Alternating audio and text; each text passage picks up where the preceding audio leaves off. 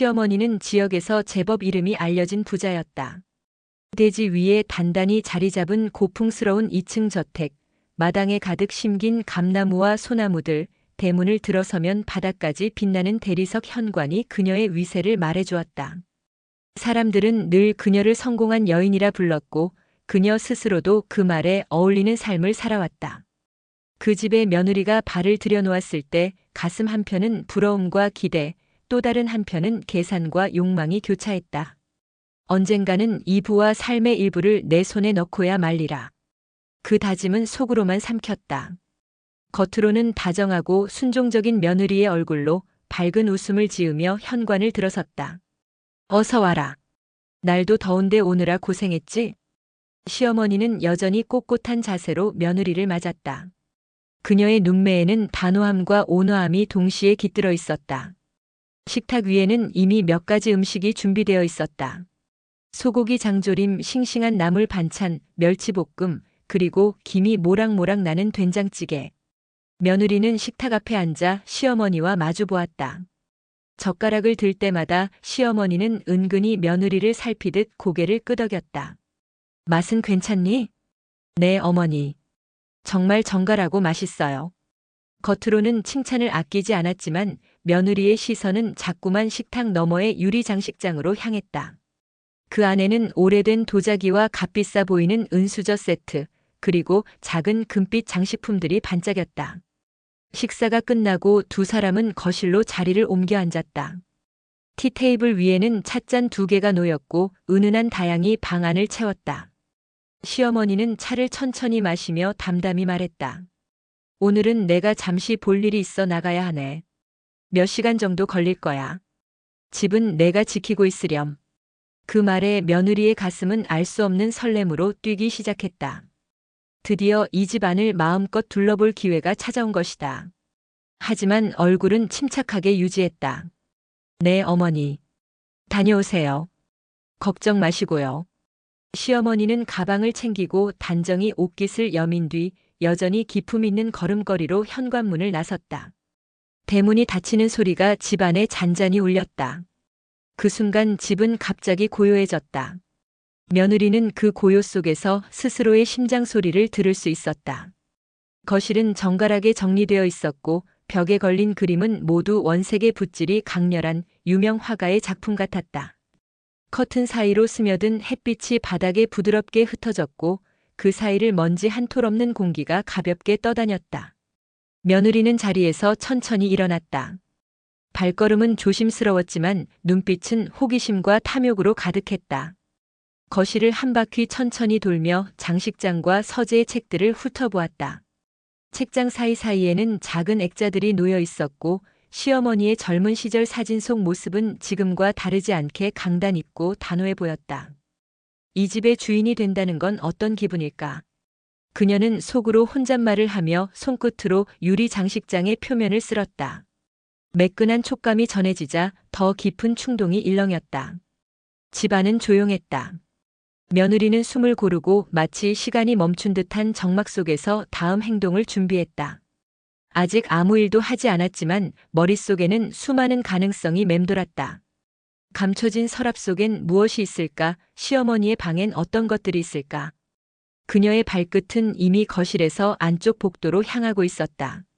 며느리는 시어머니의 방문을 조심스레 닫고 안으로 들어섰다. 방 안은 낮은 채광에도 깔끔하게 정돈되어 있었고 고급스러운 향초가 은은하게 남아있어 어딘지 모르게 긴장이 풀리는 듯한 기분도 들었다. 커튼 사이로 들어오는 햇살이 서랍장 옆에 카펫에 길게 들이운 그림자를 만들고 책상 위에는 항아리처럼 둥근 도자기와 오래된 사진 액자가 놓여 있었다. 사진 속의 시어머니는 젊은 시절의 생기 있는 얼굴로 지금의 단단한 표정과는 또 다른 결이 있었다. 며느리는 숨을 죽이고 방 구석구석을 훑었다. 서랍장 하나가 눈에 들어왔다. 평소 시어머니가 무엇을 소중히 여겼는지 조금이라도 알 수 있을 듯한 그 서랍을 열자 가지런히 접힌 손수건들과 희미하게 빛나는 펜 그리고 작은 수첩 하나가 있었다. 손이 닿는 순간 마음이 이상하게 떨려왔다. 손바닥이 약간 축축해진 것을 느끼며 수첩을 꺼냈다.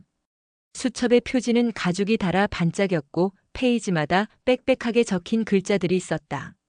며느리는 페이지를 넘기다 무심코 적힌 몇 자리 숫자와 메모를 발견했다. 그것이 금고 비밀번호라는 사실을 알아채는 데는 오래 걸리지 않았다. 그 숫자를 보고 며느리의 가슴은 미친 듯이 뛰었다. 머릿속에는 수십 가지 상상들이 폭주했다.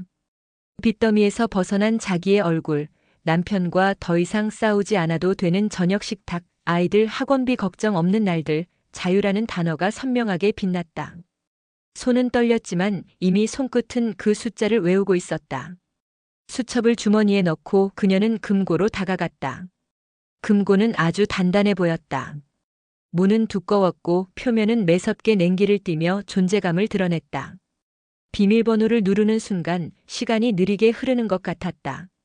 손가락이 버튼을 하나하나 눌러갈 때마다 머릿속에 스쳐 지나가는 기억들이 소리 없이 스며들었다. 열쇠 하나로 잠긴 세상도 아니고 한 번의 입력으로 윤곽이 드러나는 비밀도 아니었다.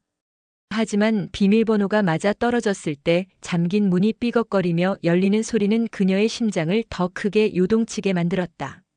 문이 열리자 금고 안은 그녀가 상상했던 것보다 훨씬 무거웠다. 규격대로 가지런히 묶인 지폐 다발들이 가지런히 놓여 있었고 금빛으로 반짝이는 수표 묶음도 보였다. 첫눈에 들어온 금액을 계산할 필요도 없이 며느리는 그 안에 들어있는 돈이 엄청나다는 사실을 직감했다. 다발 사이사이에는 수표, 전표, 작은 봉투들 모두 가치의 증표였다. 그녀는 손을 떼지 못하고 금고 안을 들여다보았다. 5억, 그 숫자가 머릿속에서 울렸다. 5자리, 6자리, 수많은 영들이 마치 혀끝에 닿는 맛처럼 선명했다. 그 순간 기쁨과 공포가 뒤섞인 폭풍이 일었다. 기쁨은 막연한 해방의 환상으로 번졌고 공포는 도둑질이라는 행위의 무게로 가슴을 눌렀다. 그녀는 자신이 지금까지 살아온 모든 합리화들을 줄줄이 늘어놓는 내면의 목소리를 들었다. 이건 결국 우리 가족을 위한 것, 시어머니의 재산은 넘쳐나니까 누구도 모를 거야 등등. 동시에 다른 목소리도 강하게 울렸다. 내가 이것을 하면 너 자신의 얼굴은 어떻게 될까? 남편은? 아이들은? 이 집의 신뢰는? 며느리는 금고 문턱에 한참 서 있었지만 손은 금고 안의 지폐를 만지지 않았다. 손끝이 지폐의 거친 질감을 상상하자 그 느낌이 너무 현실적이어서 오히려 눈앞의 장면이 비현실처럼 느껴졌다. 그녀의 머릿속에는 어린 시절 가난했던 날들, 밤새워 일하며 가족을 부양하던 엄마의 얼굴, 남편과의 싸움에서 했던 울분들이 스쳐 지나갔다. 그 모든 것이 지금 이 순간 이 금고 안의 돈과 맞닿아 있었다. 며느리는 숨을 깊게 들이마셨다.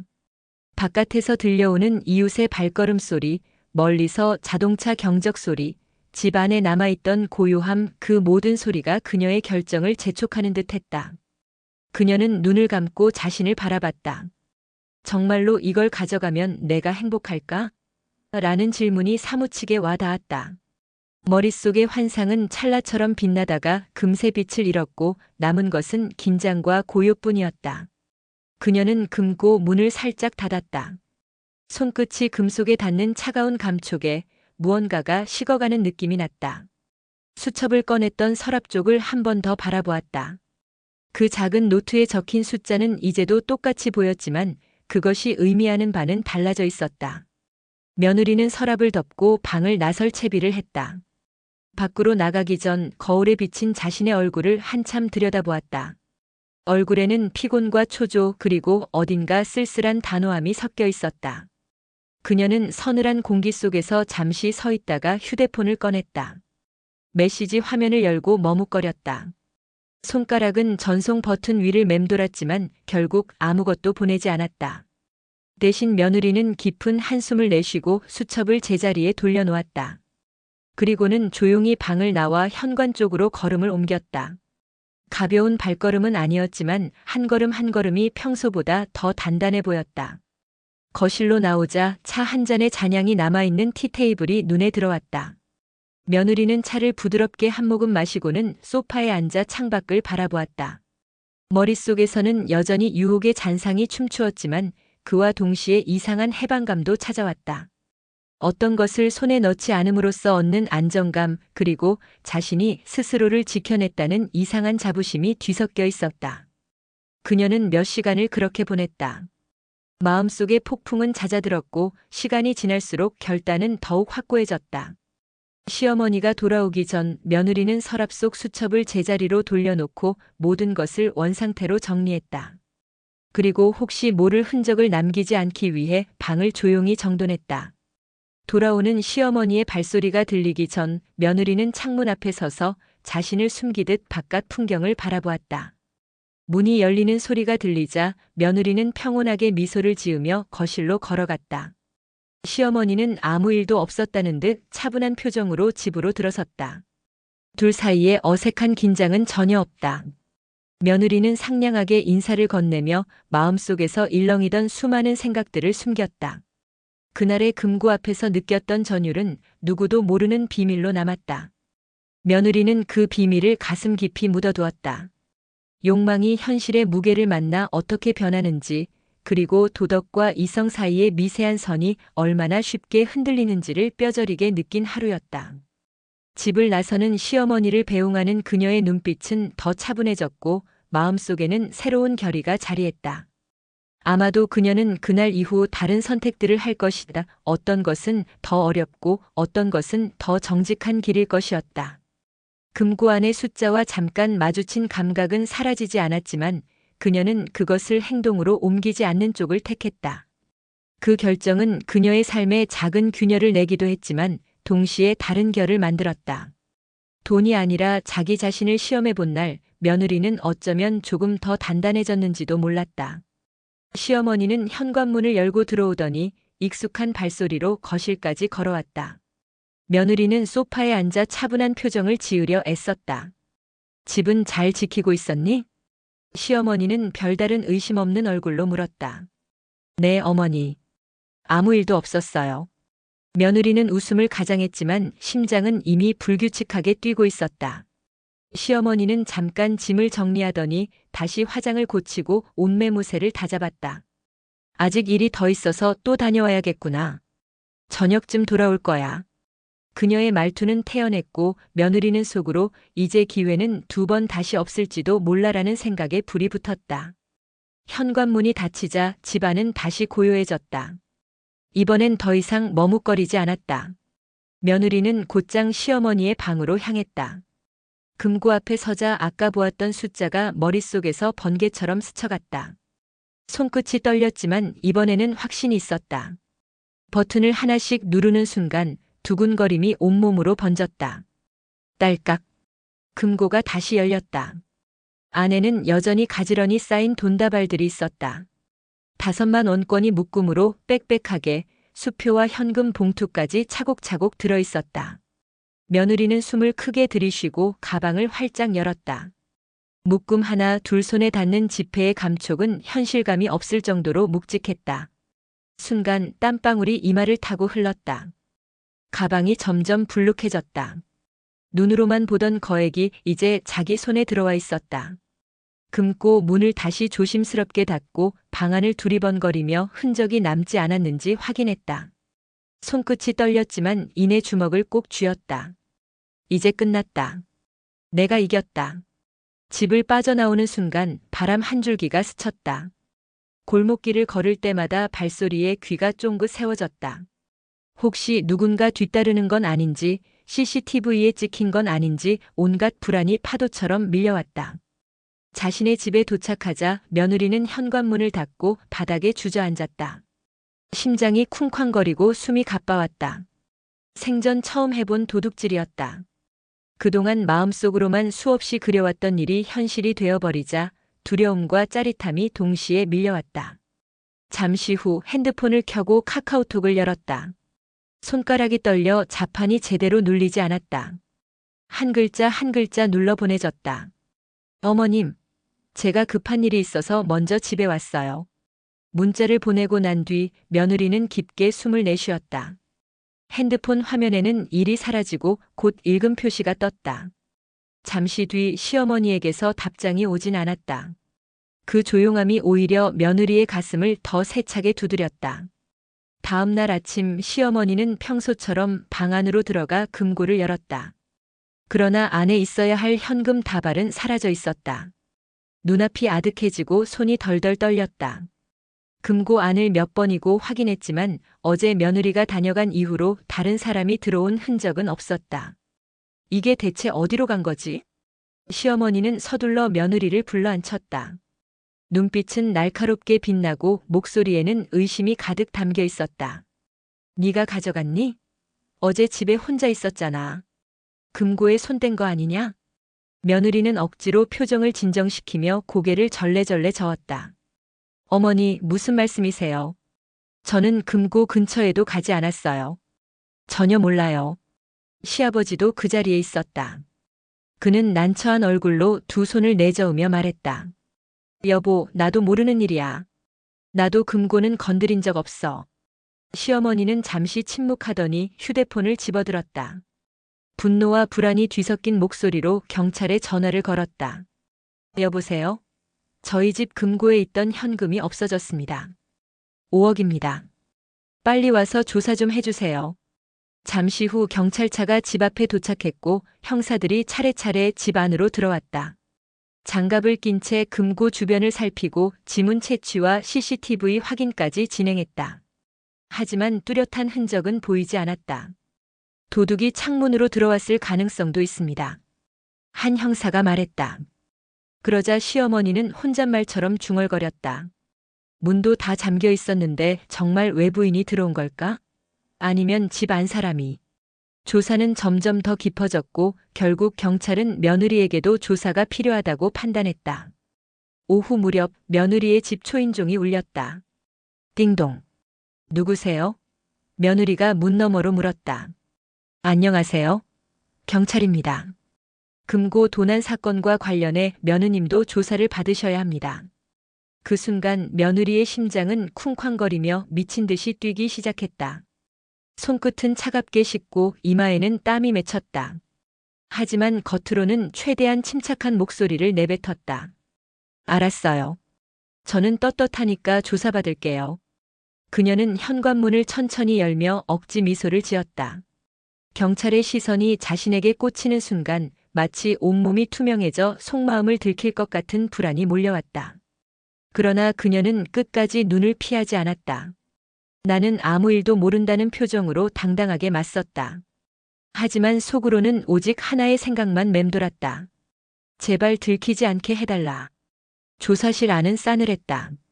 하얀 형광등 불빛은 며느리의 얼굴을 가차없이 비추고 있었고 경찰의 날카로운 시선이 그 빛을 더 차갑게 만들었다. 몇 시간째 이어진 질문 끝에 결국 며느리의 입술이 파르르 떨렸다. 사실 제가 5억을 훔쳤어요. 순간 공기는 정지한 듯 조용해졌다. 경찰관은 곧바로 노트북에 그 말을 적으며 담담히 물었다. 훔친 동기는 뭡니까? 저희 집 주택담보대출도 갚아야 하고 아이들 학원비도 감당이 안 됐습니다. 매일같이 돈 때문에 숨이 막혀서 순간적으로 눈이 멀었어요. 그녀의 목소리는 갈라졌고 손은 무릎 위에서 꼭 쥐어졌다. 경찰은 규정에 따라 며느리에게 절차를 고지했다. 혐의는 단순 절도가 아니라 가족관계와 신뢰를 악용한 특정경제범죄 가중처벌법상 횡령죄였다.